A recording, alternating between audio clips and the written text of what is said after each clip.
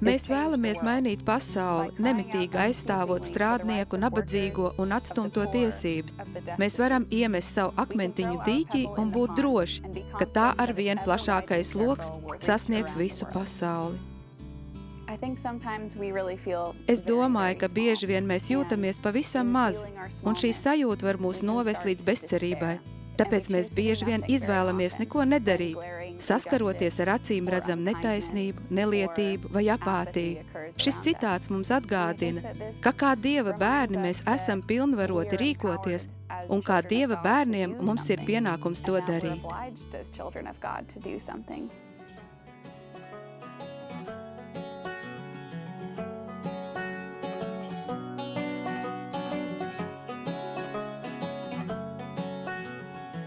Daudzi uzskata, ka Dorotija, kas 30 gadu vecumā pārgāja katoļticībā, ir viena no ietekmīgākajām 20. gadsimta amerikāņu kristiešu personībām.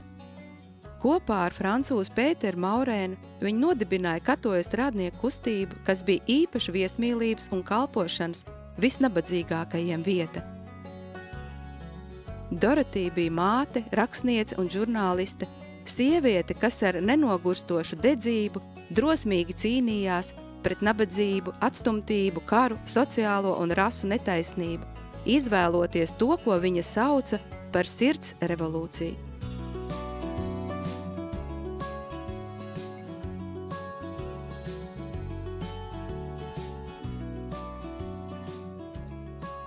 Doroteja mūs šodien aicina likt mīlestību mūsu dzīves, mūsu domu un rīcības centrā. Viņa ir pelnījusi, lai mēs apstātos un iepazītu viņu mazliet tuvāk, lai tādējādi tiktu pārsteigti, aizkustināti, lai mēs uzdrīkstētos sapņot līdz ar viņu par taisnīgāku, pacifistiskāku un brālīgāku pasauli.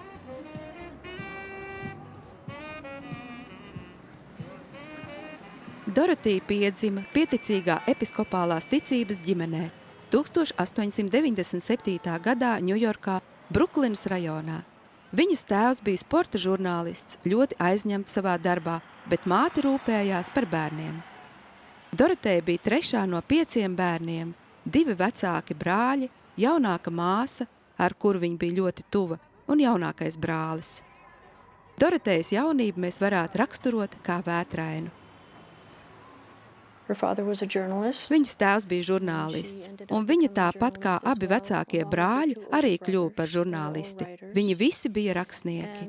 Vēl bērnībā viņi pārcēlās uz San Francisco. Viņa tur atradās San Francisco zemestrīces laikā. Viņai tajā brīdī bija 8 gadi. Trešdien, 1906. gada 18. aprīlī, San Francisco pilsētā notika zemestrīce.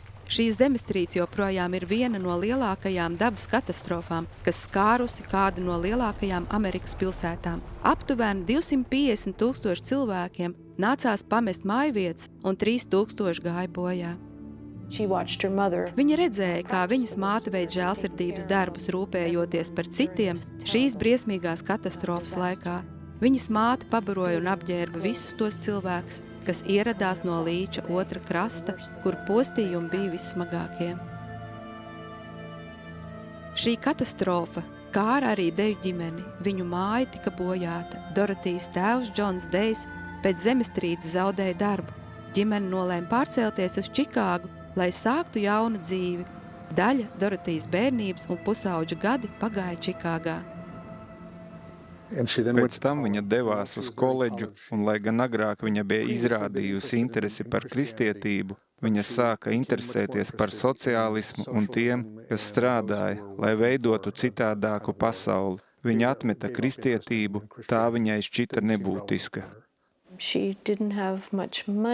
Viņai nebija daudz naudas, un, lai varētu atļauties grāmatas, viņa atteicās no ēdiena.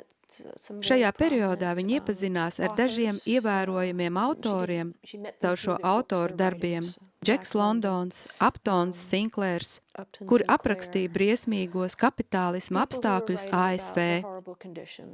Tādējādi viņai jau radās priekšstats par to, kā izskatās nabadzība šajā valstī.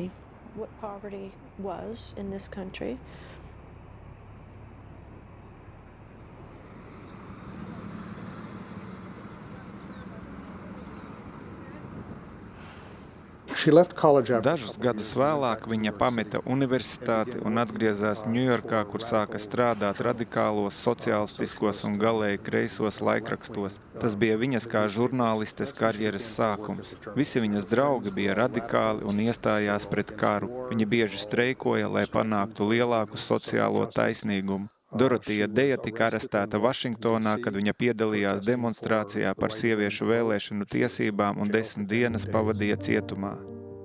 1903. gadā Anglijā aizsāktā sufražistu kustība, kas aizstāv sieviešu vēlēšanu tiesības, izplatījās arī ASV. Pēc ilgas cīņas 1920. gadā amerikāņu sievietes ieguva balsstiesības valsts līmenī. Kā jauna sieviete, viņa centās atrast savu ceļu.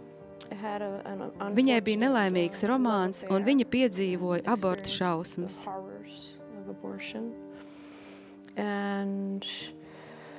Tad viņa iepazinās ar manu vectēvu un atrada viņā mierinājumu. Tad piedzima mana māte, un tas viņu stipri pietuvināja Dievam. 1924. gadā Dorotija iepazinās ar Viljamu Forsteru Baterhemu, ar kuru kopā viņa pārcēlās uz Staten Island, kur iegādājās vasarnīcu. Viņai piedzima meita Terēze Tamāra. Viņa piedzīvoja dziļu prieku un atsāka lūgties, lasīt Bībeli un sekošanu Kristum. Viņa bija pārsteigta atklāt, ka lūdzas, un sāka domāt par to, ka viņas meita varētu kļūt par katolieti. Katoļu ticīgie uz viņu atstāja spēcīgu iespaidu, jo viņai šķita, ka viņi savu ticību uztver ļoti nopietni un līdz galam.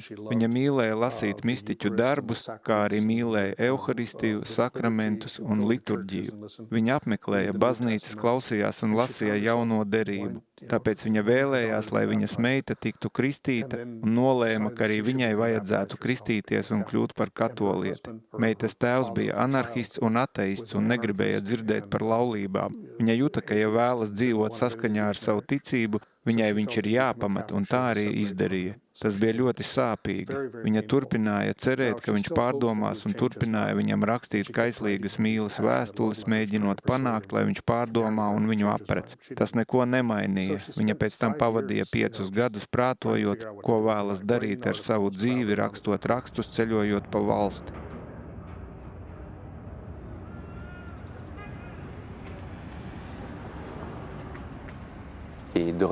Dorotija Deja veidos reportāžu par komunistu demonstrāciju Vašingtonā, un šīs demonstrācijas laikā viņa sev teiks, bet kur ir baznīca? Kur ir šī baznīca, kura sākās esam kopā ar nabadzīgajiem? Tās tur nav neviena katoļa, un tā Vašingtonā viņa dosies lūgties uz bezvainīgās ieņemšanas katedrāli un sacīs: Dievs, man ir vajadzīga zīme, man ir nepieciešams, lai tu man parādītu veidu, kā es varu apvienot savu vēlmi pēc sociālā taisnīguma un ticību. Viņa atgriezās Ņujorkā, kur satikās ar šo francūzi Pēteri Maurēnu, kurš viņu gaidīja. Kāds viņam bija stāstījis par viņu un uzskatīja, ka viņiem abiem ir līdzīgas idejas. Viņš sāka ar viņu runāt par ideju uzsākt kustību kādā laikrakstā, un viņa saprata, ka tas ir tieši tas, ko viņa meklēja. Pēc iekšējās atgriešanās un apredzības pilnās tikšanās ar Pēteru Maurēnu, Dorotija Deja nodibināja katoļu strādnieku kustību un izvēlējās veltīt savu dzīvi kalpošanai visnabadzīgākajiem. Šī kustība, kuras apmēri ievērojami pieaugs, palīdzēja daudziem cilvēkiem ASV Lielās depresijas laikā pēc 1929. gada akciju tirgus sabrukuma, kas iegrūda valsti postā. Kā savas kustības pamatu viņi izvēlējās ikdienas dzīves centrā likt Kristu, piedaloties Euharistijā, lasot svētos rakstus un svēto dzīves stāstus. Peter Morin va lui donner Pēters Maurēns viņai deva to, kas vēlāk kļuva par katoļu strādnieku organizācijas pamatu. Viņš teica, ka ir nepieciešami nami, kuros uzņemt un izmitināt nabadzīgos, laikraksts un apaļie galda diskusijām, kā arī atgriešanās pie zemes. Tā bija tieši Pētera programma, kas aizsāka katoļu strādnieku kustību. Šī kustība radās krīzes laikā. Lielā depresija bija laiks, kad kapitālisms nedarbojās. Valstī bija liels sabrukums, daudzi cilvēki migrēja valsts iekšienē. Dorotejas Dejas dzīve ir cieši saistīta ar Amerikas vēsturi. Lielā depresija saukta arī par 30. gadu ekonomisko krīzi ir pasaules vēstures periods no 1929. gada biržas sabrukuma līdz Otrajam pasaules karam. Tā bija 20. gadsimta nozīmīgākā ekonomiskā depresija, ko raksturoja spēcīga deflācija un strauji bezdarba pieaugums. 1932. gadā bezdarbnieku skaits ASV sasniedza 13 miljonus. 1933. gada 1. maijā iznāca pirmais katoļu strādnieka numurs, un cilvēki sāka pulcēties, pievienoties un iepazīties ar laikraksta idejām. Tā rezultātā Doroteja izveidoja tā saukto viesmīlības namu Patversmi māju pilsētas centrā, lai sniegtu pārtiku izsalkušajiem un dažiem nodrošinātu mājvietu. Tā kļuva arī par tikšanās vietu, kur apspriest un diskutēt par saikni starp ticību un sociālo darbību. Ņujorkas katoļu strādnieku kopienai ir 3 sastāvdaļas. Mums ir 2 mājas pilsētā. Tur mēs praktizējam viesmīlību un izsniedzam siltu ēdienu. Taču pie mums dzīvo arī bijušie bezpajumtnieki. Mēs esam atbildīgi arī par laikraksta katoļu strādnieks izdošanu, tā paša, ko aizsāka Doroteja. Visi 3 nami sadarbojas un palīdz izstrādāt idejas, kas tiks publicētas, kā arī piedalās laikraksta izplatīšanā. Mums ir ne tikai 2 mājas pilsētas centrā, bet arī saimniecība, kas atrodas aptuveni 1,5 stundas brauciena attālumā uz ziemeļiem no pilsētas. Tā arī ir daļa no mūsu kopienas, un tajā saimnieko tie paši cilvēki, kas saimnieko abās centra esošās mājās. Viņa teica, mums ir vajadzīga sirds revolūcija, un es domāju, ka tas ir tas, kas mums ir nepieciešams mūsdienās. Mainīt savu sirdi, mainīt to, kā mēs uzņemam citus, kā mēs viņus uztveram. Un to viņa ir mācījusies no Pētera Maurēna. Ja vēlaties mainīt pasauli, tas sākas ar sevi, un mainot sevi, jūs varat pēc tam mainīt citus. Sirds revolūcija nozīmē pilnīgu sirds maiņu, dzīves maiņu un pilnīgu sevis atdošanu Kristuma kalpošanā, mīlestībā, cerībā un žēlsirdīgā mīlestībā. Tas nozīmē likt citus augstāk par sevi un saskatīt, kur tieši varam kalpot. Un, protams, katram cilvēkam ir sava vieta, un katrs cilvēks būs pārsteigts to atklājot. Iespējams, ka tā nebūs kalpošana, kuru jūs domājat veikt, bet ja mēs esam atvērti Dievam un ļaujam viņam dziļi mūsos veikt pārmaiņas, es nedomāju, ka mēs varam vilties, un domāju, ka mums būs jo lielāka ietekme uz cilvēkiem ap mums. Doroteja bija 20. gadsimta mistiķe un svētā. Viņa tāpat kā Jēzus lūdzās vienatnē, bieži atradās Euharistijas priekšā un rakstīja. Viņa katru dienu gāja uz misi un praktizēja katoļu dzīves pamatus. Tā bija viņas barība. Viņai un Pēterim bija ideja, ka katoļu strādnieku grupas locekļi katru dienu kopā apmeklēs misi, ka tā būs balsts, kas viņus uzturēs stiprus un mērķtiecīgus. Kristus mistiskā miesa, tas, ka mēs visi esam viens otra locekļi, ir jēdziens, ko Doroteja apzinājās ļoti skaidri.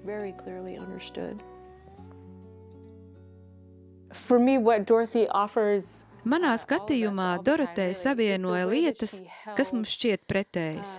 Viņa pārstāvēja radikālas politiskās idejas, taču viņa arī katru dienu gāja uz svēto misi.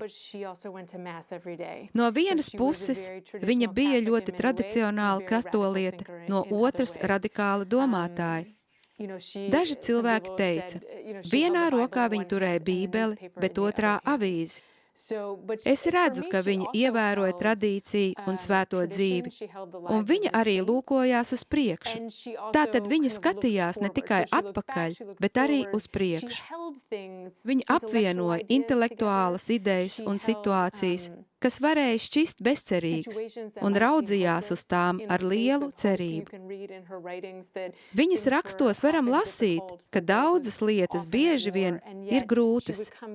Pasaule atradās karadarbībā, un tomēr viņa arvien atgriezās pie Kristus miesas tēmas un pārmaiņu iespējas, kurās mēs visi būsim dalībnieki. Es viņu uzskatu par cerības cilvēku, kurš ir daudz ko piedzīvojis. Tāpēc viņas optimisms nav naivs, tas ir optimisms, kas sakņots realitātē, pagātnē un idejās. Ārpus katoļu strādnieku kustības, Dorotija ar rakstiem un darbiem centīsies veicināt izpratni pasaulē, ko raksturo karš. Daudzie konflikti, kas iezīmēja 20. gadsimtu, deva viņai daudz iespēju paust savu pacifismu. Later in the 1930s, Vēlāk, 30. gados, Spānijas pilsoņu kara laikā un pēc tam Otrā pasaules kara laikā, viņa savu pacifismu pauda daudz skaidrāk. 50. gados viņa kļuva pazīstama pret kodolkara demonstrācijas laikā. Pilsoņu tiesību kustība darbojas ar pilnu jaudu, un Dorotija pēkšņi kļuva par jaunās paaudzes sirdsapziņu. Dorotija un katoļu strādnieku kustība jau kopš pirmajiem katoļu strādnieku laikraksta numuriem vienmēr bija ieinteresēta pilsonisko tiesību jautājumos un afroamerikāņu cīņā par taisnīgumu un pilsoniskajām tiesībām. 60. gados viņa īpaši daudz uzmanības un atbalsta veltīja pilsonisko tiesību kustībai un vairāk kārt apmeklēja dienvidus, lai rakstītu par šiem jautājumiem. From 1955 to 1961, No 1955. līdz 1961. gadam Ņujorkā reizi gadā notika pretgaisa manevru izmēģinājumi, un to laikā vajadzēja slēpties metro vai ēku pagrabos. Ielām bija jābūt tukšām. Faktiski valsts teica, ka kodola uzbrukuma gadījumā visiem ir jāslēpjas. Gan Dorotija Deja, gan Āmons Henencis teica, ka tas ir psiholoģiskais karš pret Amerikas tautu un ka, ja notiktu kodola uzbrukums un cilvēki dotos metro, tas kļūtu par viņu kapu. Tāpēc viņi mierīgi devās uz parku, atteicās no došanās pazemē un vienkārši turēja plakātus, lai miermīlīgi demonstrētu. Ja nemaldos, Dorotija Deja par to pavadīja 30 vai 60 dienas cietumā. 7 gadus viņi turpināja miermīlīgi protestēt ikvienas gaisa uzlidojuma mācības laikā. Tomēr 4. gadā ieradās jauns biedrs no kara pretošanās līgas kustības, kurš teica: Klausieties, tas, ko jūs darāt, ir brīnišķīgi, bet mums vajag tuvināties universitātēm, lai ieinteresētu arī jauniešus. 4. gadā viņu demonstrācijai pievienojās 500 cilvēku, 5. gadā 1000, 6. gadā 2500 un ne tikai parkā, bet arī vairākās pilsētas vietās. Un viņi uzvarēja, valdība pārtrauca aviācijas mācības. Tā bija ārkārtīgi veiksmīga, miermīlīga kampaņa.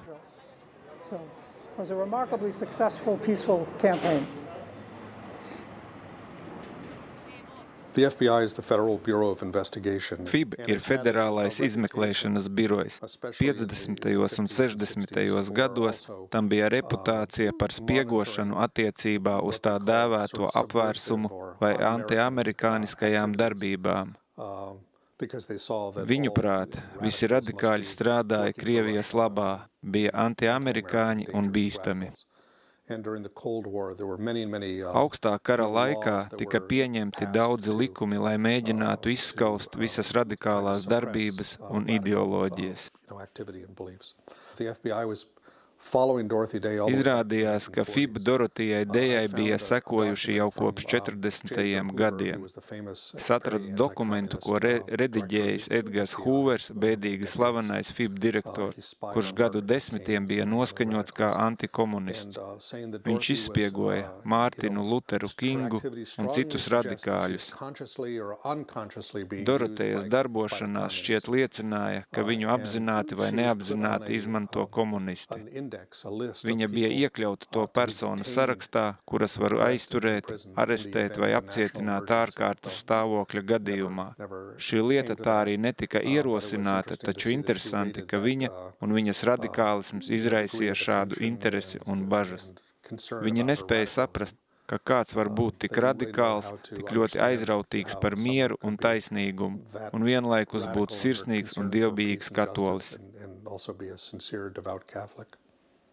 Dorotija, protams, ļoti aktīvi iesaistījās miera kustībā, evaņģēliskās nevardarbības kustībā, bieži lūdza un gavēja par mieru. Es domāju, ka viņas vēstījuma būtība ir tāda, ka tad, kad jūtamies pārņemti tik milzīgas un nekontrolējams globālās krīzes dēļ, ir kaut kas, ko katrs no mums var darīt, pat ja tā ir tikai lūgšana, kas mūsuprāt ir noderīga. Tāpēc nav vajadzības novērsties un ieslīgt izmisumā, jo mēs domājam, ka neko nevaram izdarīt, jo katrs no mums ir daļa no pārmaiņām. Tas būs redzams, kad mūsu kustībai pievienosies vairāk cilvēku. Šis žests, ko katrs no mums var izdarīt, katram cilvēkam būs atšķirīgs. Varbūt kāds var ziedot pārtikas produktus, cits var stāvēt pie konsulāta, bet vēl kāds uzrakstīt vēstuli. Jums vienkārši ir jānoskaidro, uz ko esat aicināts. Dorotija māca mums, ka tu vari kaut ko darīt, ka tu esi svarīgs, ka tu esi daļa no risinājuma. She was not a stranger to conflict. She openly protested the Vietnam Wars. Viņai nebija sveši konflikti. Viņa atklāti protestēja pret karu Vietnamā un nosodīja Amerikā un ārzemēs notiekošos kara noziegumus. Man šķiet, ka evaņģēlija vēstī par nevardarbību netiek pievērsta pietiekama uzmanība. Mēs mīlam un pieņemam savā miesā Dievu, kurš ir teicis, ka tad, ja kāds tev iesitīs, pagriez otru vaigu. Un ja kāds tev lūgs noiet jūdzi, tad ej divas. Viņš beidzot atdeva savu miesu un dzīvību par cilvēkiem, kas viņu apsmēja, sita un publiski apsaukāja. Kā ticīgajam un kā lieciniekam tas ir ļoti grūti. Krusts ir klupšanas akmens un neprāts. Un es domāju, ka arī autentiska kristieša liecināšana reizēm ir tāda. And I think that authentic Christian witness is too sometimes. Savas dzīves beigās un pēcnāves laikā Dorotija Deja par savu darbu saņēma apbalvojums un balvas. Piemēram, 1972. gadā augstā kara kulminācijas laikā viņa saņēma Pacem in Terris balvu. Šo balvu katru gadu piešķir par godu pāvesta Jāņa 23. enciklikas Pacem in Terris piemiņai tiem cilvēkiem, kuri strādājuši par taisnīgumu un mieru pasaulē. 20. gadsimta 70. gados Dorotija sāka nogurt un atbildību par savu darbu uzticēja citiem. Viņa nomira no sirds mazspējas savās mājās 1980. gada 29. novembrī, 83 gadu vecumā, ar meitu Tamāru blakus.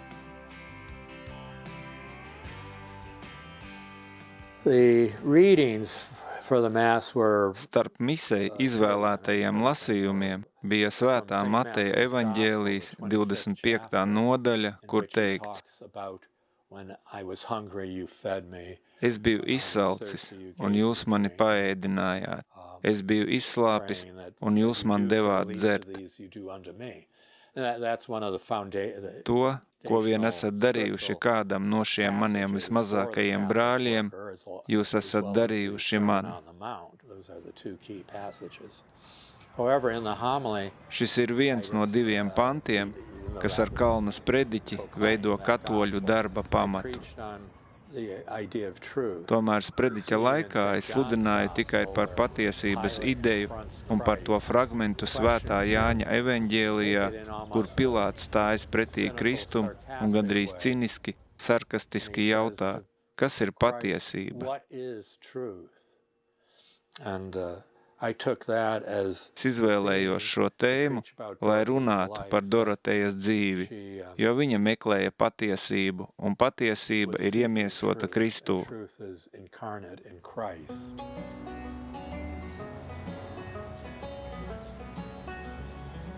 When Pope Francis 2015. gada vizītes laikā ASV pāvests Francisks uzrunāja kongresu un pieminēja Doroteju kā vienu no 4 priekšzīmīgiem amerikāņiem, kas mūsdienās dzīvojuši ASV un kam vajadzētu līdzināties. Tika pieminēta Doroteja Deja, Tomas Mertons, Mārtiņš Luters Kings Juniors un Ābrahams Linkons. Būt piemēram starp šiem lielajiem vārdiem ir patiesi ievērojams notikums.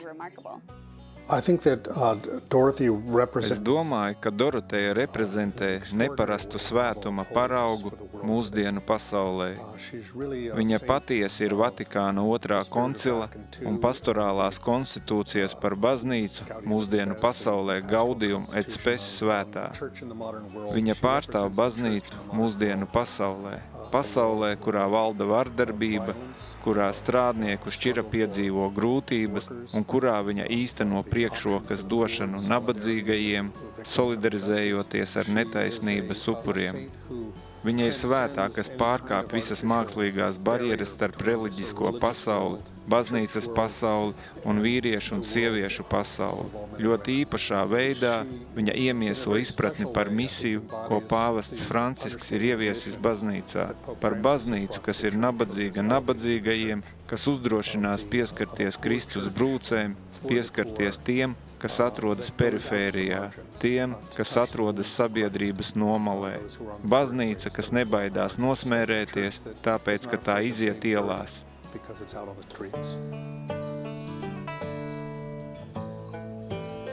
Jo es biju izsalcis, un jūs man paēdinājāt. Es biju izslāpis, un jūs man devāt dzert. Es biju svešinieks, un jūs mani pieņēmāt. Es biju kails, un jūs mani apģērbāt. Es biju slims, un jūs mani apmeklējāt. Es biju cietumā, un jūs atnācāt pie manis. Patiesi, es jums saku, ko jūs esat darījuši vienam no šiem maniem vismazākajiem brāļiem, to jūs esat man darījuši. Kungs, ar Dorotejas Dejas piemēru mēs lūdzam, lai arī mēs būtu vienotības un brālības nesēja vietās, kur dzīvojam. Dod mums žēlastību rūpēties par visnabadzīgākajiem mums apkārt un uzdrīkstēties drosmīgi iesaistīties taisnīgu un miermīlīgu mērķu īstenošanā. Mēs lūdzam par sociālajām un rasu netaisnībām un konfliktu vietām mūsu apkaimēs, mūsu valstīs. Kungs, nāc un atnes šai pasaulē savu mieru, prieku un žēlastību. Ļauj, lai tava labestība ir pazīstama uz šīs zemes.